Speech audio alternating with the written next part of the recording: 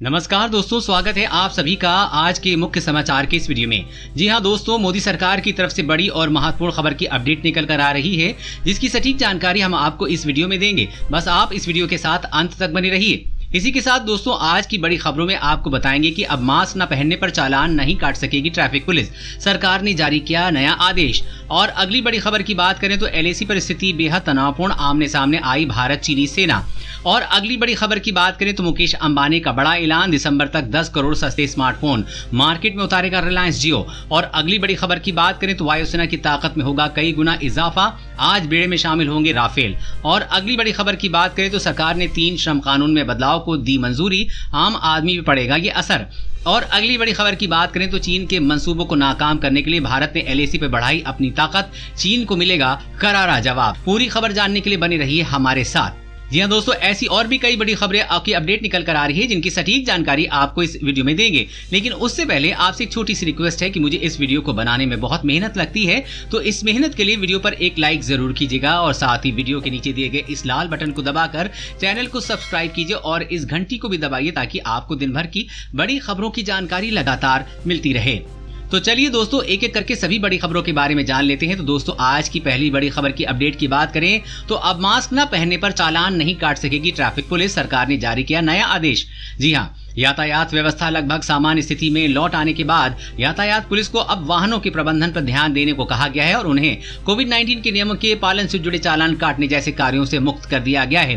Traffic police कर्मी अभी तक सार्वजनिक स्थलों पर थूकने, मास्क नहीं पहनने जैसे कोविड-19 से जुड़े नियमों के उल्लंघन के मामले में जुर्माना लगा रहे थे। सरकार ने आज एक आदेश में कहा है कि यातायात पुलिस अब किसी व्यक्ति का मास्क नहीं पहनने और सार्वजनिक स्थानों पर थूकने समेत अन्य कोविड-19 नियमों की वजह से चालान नहीं करेगी।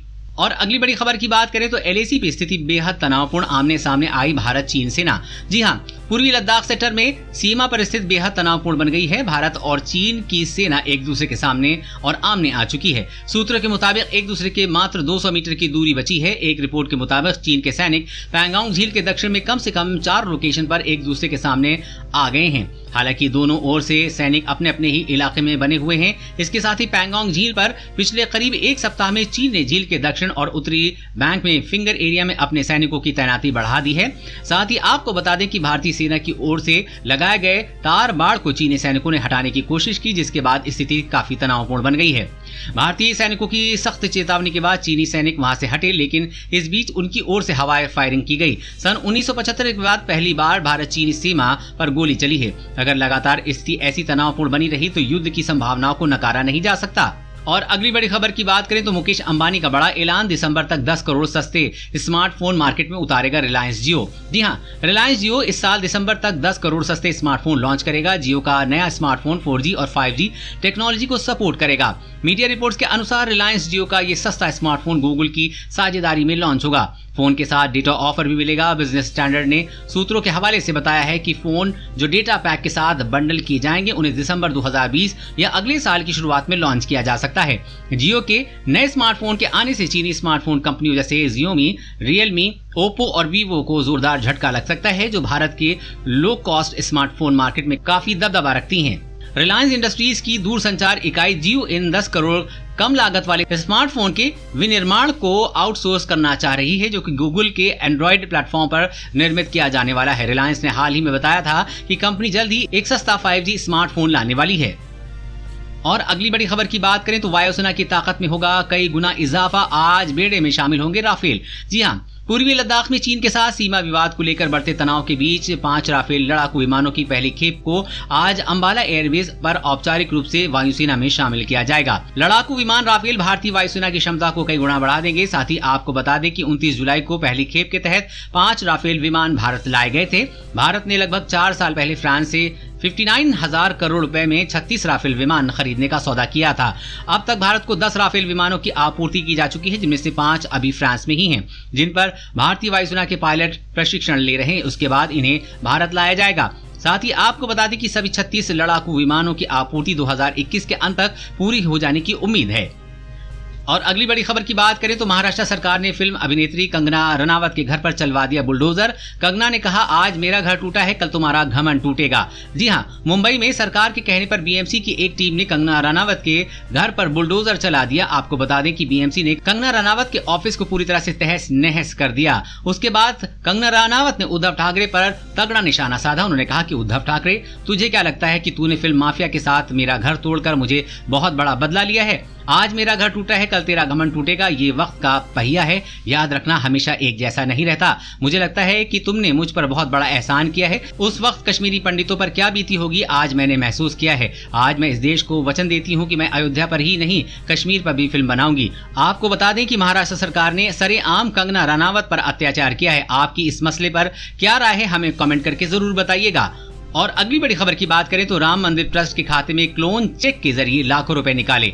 जी हां, राम जन्मभूमि तीर्थ क्षेत्र ट्रस्ट के खाते से क्लोन चेक के माध्यम से लाखों रुपए निकाले जाने का खुलासा हुआ है। इसकी जानकारी ट्रस्ट को तब मिली जब ये कोशिश तीसरी बार बड़ी रकम निकालने के लिए की गई। श्री राम जन्मभूमि तीर्थ क्षेत्र ट्रस्ट के क्लोन चेक के माध्यम से लखनऊ के एक बैंक से 1 सितंबर को 2.5 लाख और उसके 2 दिन बाद 3.5 लाख रुपए निकाल लिए गए।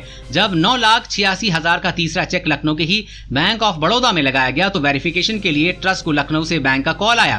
ट्रस्ट के पदाधिकारियों ने इस तरह के किसी भी भुगतान की जानकारी से इनकार किया। बाद में ट्रस्ट के महासचिव चंपत राय ने जब अपना खाता खंगाला तो 6 लाख रुपए निकाले जाने की जानकारी मिली है। राम जन्मभूमि तीर्थ क्षेत्र ट्रस्ट के पदाधिकारियों ने इस मामले की जानकारी अयोध्या पुलिस को देते हुए मुकदमा दर्ज कराया है। और अगली बड़ी खबर की बात करें तो चीन के मंसूबों को नाकाम करने के लिए भारत ने एलएसी पे बढ़ाई अपनी ताकत, चीन को मिलेगा करारा जवाब। जी हां, भारतीय सेना ने चीन के पीपल्स लिबरेशन आर्मी द्वारा वास्तविक नियंत्रण रेखा यानी कि एलएसी पर की जा रही घुसपैठ की कोशिशों का जवाब देने के लिए पूर्वी लद्दाख में पैंगोंग दक्षिणी तट पर अपनी मौजूदगी को और मजबूत कर लिया है। फ्रंट लाइन टैंक और पैदल सेना का मुकाबला करने वाले वाहनों को ऊंचाइयों पर तैनात कर दिया है। दोनों देशों के बीच जारी तनाव के बीच सरकार के वरिष्ठ अधिकारियों ने ये जानकारी दी है। अधिकारियों ने कहा है कि पीएलए अपने टैंक स्क्वाड्रन, पैदल सेना दस्ते और क्षेत्र के हजारों सैनिकों के साथ अपनी ताकत दिखाने के लिए परेड कर रहा है।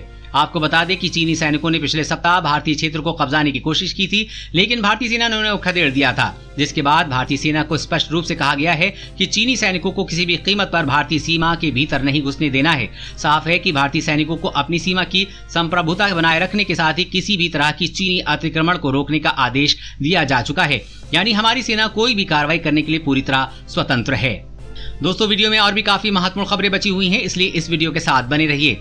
और अगली बड़ी खबर की बात करें तो सरकार ने 3 श्रम कानूनों में बदलाव को दी है मंजूरी, आम आदमी पर पड़ेगा ये असर। जी हां, सरकार ने आज श्रम कानून में बदलाव को मंजूरी दे दी है। इस कानून के तहत 100 या इससे अधिक कर्मचारियों वाले संस्थान में छंटनी के लिए विशेष प्रावधानों का सुझाया गया है। सरकार के इस कदम से राज्यों को अपने श्रम कानूनों के फ्रेमवर्क में बदलाव लाने की मदद मिलेगी। संसद के आगामी मानसून सत्र में इन बदलावों पर मंजूरी ली जाएगी। ये बदलाव गुजरात, मध्य प्रदेश और उत्तर प्रदेश जैसे राज्यों को श्रम कानून में सुधार लाने में मदद करेंगे। हाल ही में इन राज्यों ने इनकी शुरुआत की है। इसमें व्यावसायिक प्रतिष्ठानों को अपनी शिफ्ट को 8 से बढ़ाकर 12 घंटे की अनुमति देना शामिल है। और अगली बड़ी खबर की बात करें तो एंड्रॉइड यूजर्स के लिए गूगल का नया फीचर बताएगा कौन कर रहा है कॉल और क्या है वजह। इंटरनेट सर्च इंजन गूगल ने एंड्रॉइड यूजर्स के लिए एक नया फीचर वेरीफाइड कॉल लॉन्च किया है। कंपनी ने इस फीचर्स को 5 देशों में लॉन्च किया है, जिसमें इंडिया भी शामिल है। इस फीचर की मदद से यूजर्स को स्पैम कॉल का पता चल जाएगा। गूगल का ये फीचर यूजर्स को बताएगा कि कौन कॉल कर रहा है, कॉल करने की वजह क्या है और कॉलर का लोगो भी दिखाएगा। गूगल का नया फीचर लाने के पीछे बड़ी वजह फ्रॉड कॉल्स को लगाम लगाना है। फिलहाल इस तरह का फीचर ट्रू कॉलर ऐप में मिलता है, जो यूजर्स को अनजान कॉल की जानकारी देता है, लेकिन ये ट्रू कॉलर से भी 2 कदम आगे है। और अगली बड़ी खबर की बात करें तो आलू के बाद अब महंगा हुआ प्याज, 1 महीने में डबल हुई कीमतें, अब मिलेगी राहत। जी हां, कोरोना के इस संकट में आम आदमी की मुश्किलें रोजाना बढ़ती जा रही हैं। रोजमर्रा की चीजों के बाद अब सब्जियों की कीमतें भी 7वें आसमान पे पहुंच गई हैं। रिटेल में 15 से 20 रुपए प्रति किलोग्राम के भाव पर बिकने वाली प्याज की कीमतें अब 40 से 50 रुपए प्रति किलोग्राम हो गई हैं। कारोबारियों का कहना है कि आलू के बाद अब प्याज की कीमतों में तेजी आ रही, इसकी वजह प्याज की फसल का खराब होना है। दरअसल कर्नाटक में भारी बारिश की वजह से फसल को नुकसान हुआ है। इसी वजह से उत्तर भारत समेत कई इलाकों में आवक घट गई है, जिससे अगले कुछ दिनों में प्याज की कीमतों में और बढ़ोतरी की उम्मीद है। इसके साथ ही आपको बता दें कि देश के कई हिस्सों में जो सब्जियां 20 से 30 रुपए प्रति किलोग्राम बिकती थी, अब उन्हीं सब्जियों के दाम 100 रुपए के पार हो गए हैं। और अगली बड़ी खबर की बात करें तो कोरोना ने तोड़े सारे रिकॉर्ड, एक दिन में आए 95,000 से ज्यादा केस। जी हां, देश में कोरोना वायरस के संक्रमितों का आंकड़ा बढ़कर 45 लाख के पार हो गया है। पिछले 24 घंटे के अंदर कोरोना के के रिकॉर्ड 95,000 से ज्यादा नए मरीज मिले हैं। अब तक एक दिन में मिले संक्रमितों का ये आंकड़ा सबसे ज्यादा है। साथ ही कल 1,172 से ज्यादा मौतें हुई हैं। लेकिन अच्छी खबर यह है कि भारत अब दुनिया का दूसरा देश हो गया है जहां सबसे ज्यादा मरीज ठीक हो चुके हैं। स्वास्थ्य मंत्रालय के ताजा अपडेट के मुताबिक यहां अब तक 35 लाख से ज्यादा लोग रिकवर हो चुके हैं। रिकवरी के मामले में ब्राजील अब तीसरे नंबर पर पहुंच गया है। देश में अभी कोरोना के 9 लाख से ज्यादा एक्टिव केस हैं। और अगली बड़ी खबर की बात करें तो वेदर अपडेट, यूपी, बिहार और झारखंड समेत इन राज्यों में आज बारिश का अनुमान। जी हां, देश के विभिन्न राज्यों में मानसून लगातार सक्रिय है। तेज बारिश के कारण कई राज्यों के कुछ इलाकों में बाढ़ की स्थिति है। इस बीच भारतीय मौसम विज्ञान विभाग ने कुछ राज्यों में बारिश का अनुमान जताया है। IMD ने कहा है कि पूर्वी उत्तर प्रदेश, बिहार, झारखंड, ओडिशा, छत्तीसगढ़, विदर्भ, मध्य प्रदेश, गुजरात, रायसीमा और तमिलनाडु, पुडुचेरी और कराईकल में छुटपुट स्थानों पर गरज चमक के साथ मध्यम तीव्रता की बारिश होने की संभावना है। साथ ही कई राज्यों में भारी बारिश होगी। दोस्तों, आज की खबरों में बस इतना ही। इसी तरह हर रोज काम की खबरें जानने के लिए आप हमेशा हमारे साथ जुड़े रहें। हमारे साथ जुड़ने के लिए वीडियो के नीचे दिए गए इस लाल बटन को दबाइए और साथ ही इस घंटी को भी दबाइए ताकि आपको हर खबर की सटीक जानकारी मिल सके। जय हिंद, धन्यवाद।